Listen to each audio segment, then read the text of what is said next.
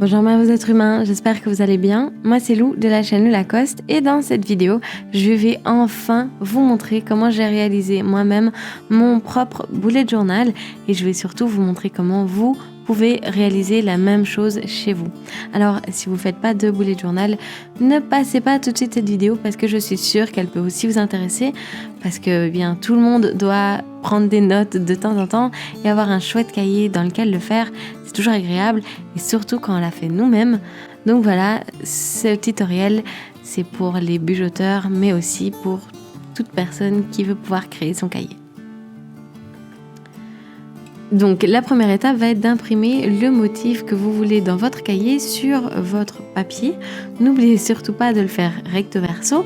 Personnellement, cette fois-ci, j'ai décidé d'opter pour un papier quadrillé de 5 mm, mais vous pouvez bien évidemment faire un papier quadrillé, ligné ou même blanc sans rien imprimer dessus. Je vous mets dans la description un lien sur lequel vous pourrez trouver plusieurs motifs de papier à imprimer pour votre cahier.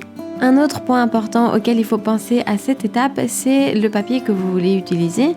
Personnellement, j'utilise du papier 160 g par mètre carré parce que simplement, je ne veux pas trop me soucier de tout ce qui est ghosting et bleeding. Donc, pour ceux qui ne connaissent pas encore trop, 160 g par mètre carré, c'est très épais. En général, du papier d'imprimante, c'est 80 ou 90 g par mètre carré. Je vous conseille vraiment d'utiliser au moins 120 g par mètre carré. Et si vous pouvez utiliser du 160 g par mètre carré, je vous le recommande vraiment, au plus épais, au mieux. Mais n'allez pas non plus au-dessus de 160 g par mètre carré, ça va être vraiment trop épais, ça va devenir presque cartonné. C'est aussi maintenant que vous voulez savoir le nombre de pages que vous voudrez dans votre cahier. Pour un cahier de la même épaisseur que moi, avec attention du papier 160 g, si vous prenez du papier plus fin, vous pourrez faire plus de pages pour la même épaisseur.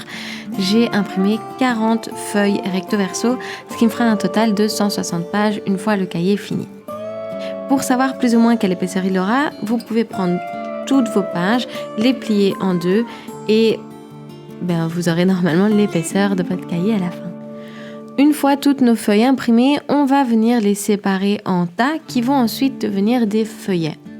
Personnellement, vu que j'utilise du papier de 160 g, je fais des feuillets de 3 feuilles.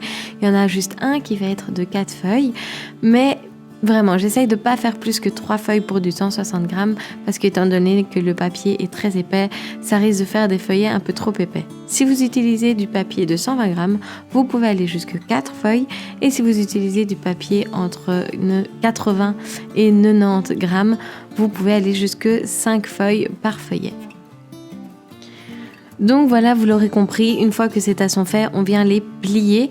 Alors les 3 feuilles ensemble, on vient les plier toutes les 3 en même temps pour que la page de l'extérieur ait un pli un peu moins fort que celle de l'intérieur pour que vraiment elles viennent s'embrasser parfaitement. J'utilise aussi un os. Je ne sais pas trop comment ça s'appelle. Si vous vous souvenez du nom, mettez-le moi dans les commentaires. J'ai un petit trou de mémoire, donc voilà. Mais j'utilise cet os-là pour venir bien marquer le pli. Si vous n'avez pas d'os comme ça, vous pouvez utiliser un couteau à tartiner avec le dos ou n'importe quel outil que vous pensez qui pourrait faire l'affaire pour venir bien marquer le pli. Donc si vos comptes sont justes, vous savez que je finis une fois tous les feuillets pliés avec 13 feuillets de 3 pages, dont un de 4 pages. Et je viens donc tous les rassembler pour venir marquer là où je vais faire les trous pour les relier. Pour les marques, ça va être assez simple. Ne suivez pas ce que je fais en vidéo. Je vous conseille plutôt de venir tracer un premier trait pile au milieu de votre page et ensuite de venir marquer 2 traits aux extrémités à 1 cm des bords et ensuite de venir mesurer l'espace entre la marque du bord et la marque du milieu et venir tracer un trait au milieu de ces 2 traits là, comme ça vous aurez une symétrie parfaite. Personnellement ici j'ai fait dans un autre sens, j'étais pas assez concentrée, c'est pas bien grave, donc j'ai fait 1 cm du bord, puis 5 cm, 5 cm et 4 cm pour être de nouveau à 1 cm du bord. Ces marques vont nous aider ensuite à venir placer les trous par lesquels on va passer avec le fil et l'aiguille pour relier chacun des carnets ensemble. Donc avec un poinçon, vous l'aurez compris, je viens faire des trous là où j'ai tracé les marques. Bien sûr, si vous n'avez pas de poinçon chez vous, il est tout à fait possible de le faire avec une aiguille, mais je vous conseille vraiment ou bien de vous protéger le pouce parce que ça va faire mal, ou bien d'aller vous procurer un poinçon. Ça coûte vraiment pas cher, vous pouvez en trouver dans tous les magasins de bricolage. Aussi, comme vous voyez, je fais les trous de l'intérieur du carnet vers l'extérieur. Ce sens est assez important, je vous conseille vraiment de le respecter, même si c'est un peu plus galère de trouver exactement là où on a fait la marque. Ça va être beaucoup mieux pour votre carnet par la suite parce que si vous essayez d'aller dans le sens opposé de votre pli, vous risquez d'abîmer beaucoup plus votre papier. Donc vraiment, je vous conseille de le faire dans ce sens-là. L'étape suivante, vous l'aurez compris, ça va être de relier nos carnets, donc de les coudre ensemble. Alors pour ça, je viens d'abord préparer les fils que je vais utiliser, ça va être plus simple. Donc je viens préparer 13 fils parce que j'ai 13 feuillets. Donc si vous avez plus ou moins de feuillets, vous venez bien couper le même nombre de fils que vous avez de feuillets. Et personnellement, j'ai trouvé qu'un fil doublé de 1 mètre est parfait. Donc, pour faire un doublé de 1 mètre, il vous faut 2 mètres de fil et ensuite le plier en deux et vous aurez un fil doublé de 1 mètre. Alors une petite astuce pour mesurer votre fil, moi qui mesure 1m60, 1 mètre de fil c'est pile poil ce qui va entre mes doigts quand je tends mon bras et que je fais aller le fil jusque l'épaule opposée. Ça fait 1 mètre, donc je double cette distance et j'ai mon fil doublé. Ensuite, avec ce fil qu'on vient de couper et une aiguille, on va venir coudre un par un chaque carnet en 8. Alors, c'est pas bien compliqué, il suffit donc de commencer par une extrémité du cahier et de venir passer dans chacun des trous d'un côté puis de l'autre, donc par exemple à l'intérieur, puis à l'extérieur, puis à l'intérieur, puis à l'extérieur. Et une fois qu'on arrive au dernier trou, on revient au premier en passant donc du côté opposé. Si on était passé à l'extérieur, on passe à l'intérieur, puis à l'extérieur, puis à l'intérieur, puis à l'extérieur. Et on arrive à la fin, à là où on a commencé notre couture du coup, et on va venir nouer les deux fils, les deux extrémités de notre fil. Alors attention, ça c'est une étape assez compliquée, surtout quand on est seul.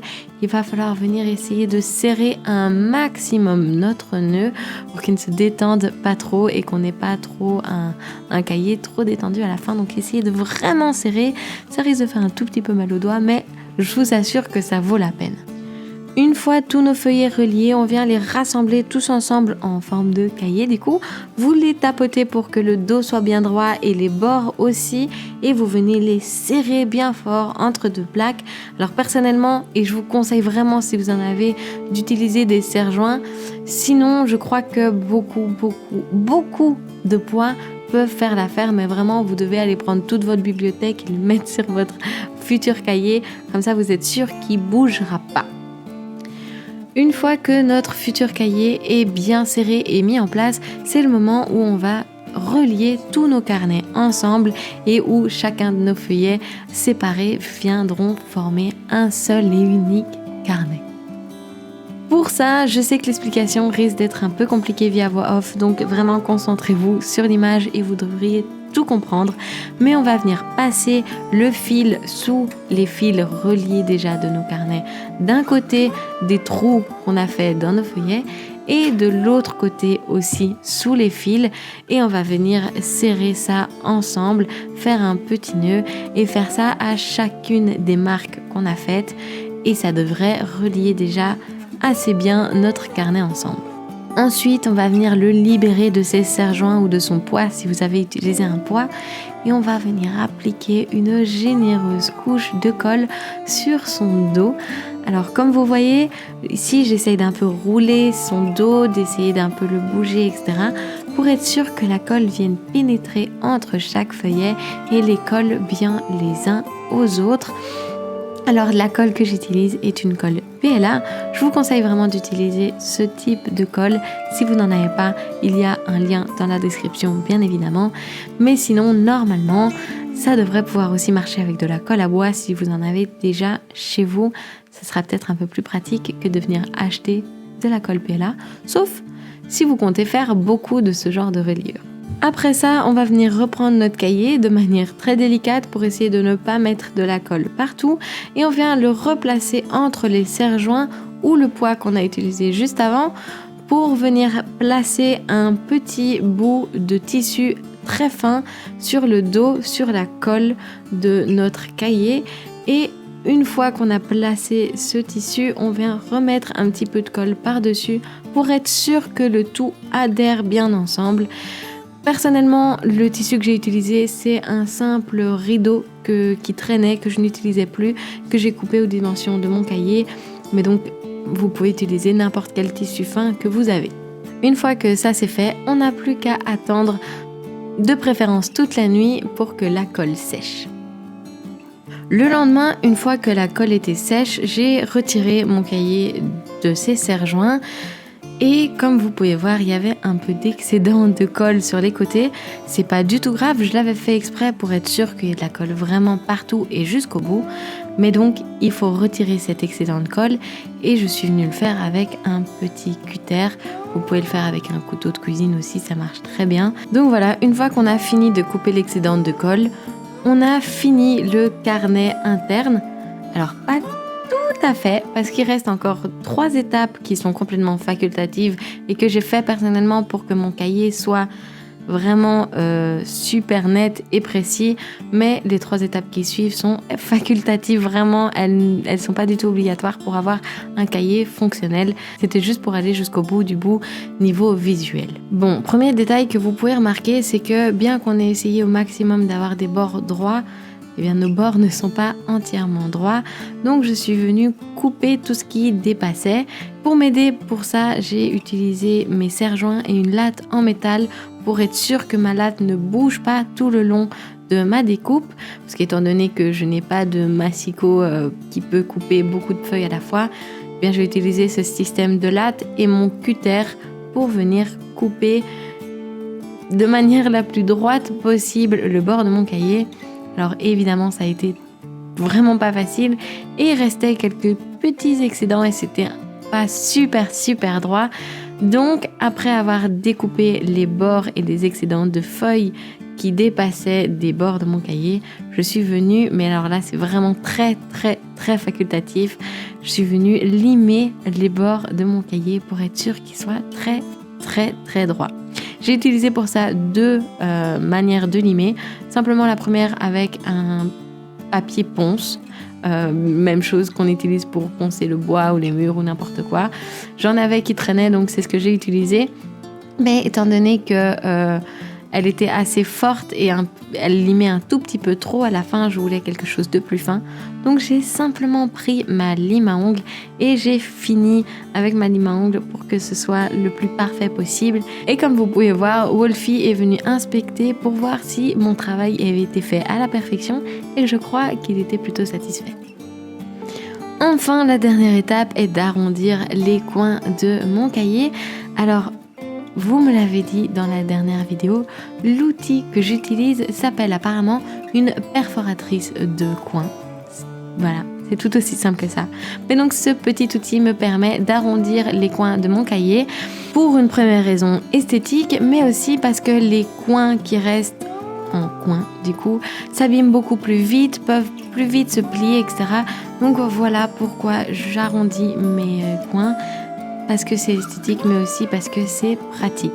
Alors, l'outil que j'utilise, c'est vraiment un outil comme le poinçon qui est vraiment pas cher et que je vous conseille vraiment d'avoir dans votre boîte à bricolage parce que ça peut toujours aider.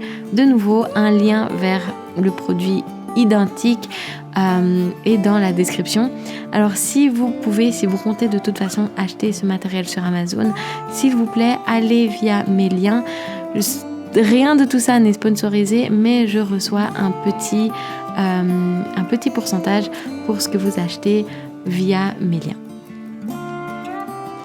La semaine prochaine, on va créer la couverture qui va venir protéger ce joli carnet qu'on vient de créer. Donc si vous voulez être sûr de ne pas manquer cette vidéo-là, abonnez-vous si ce n'est pas encore fait et surtout cliquez sur la petite cloche pour être sûr d'être notifié quand cette vidéo sortira. Prenez soin de vous, bisous bisous.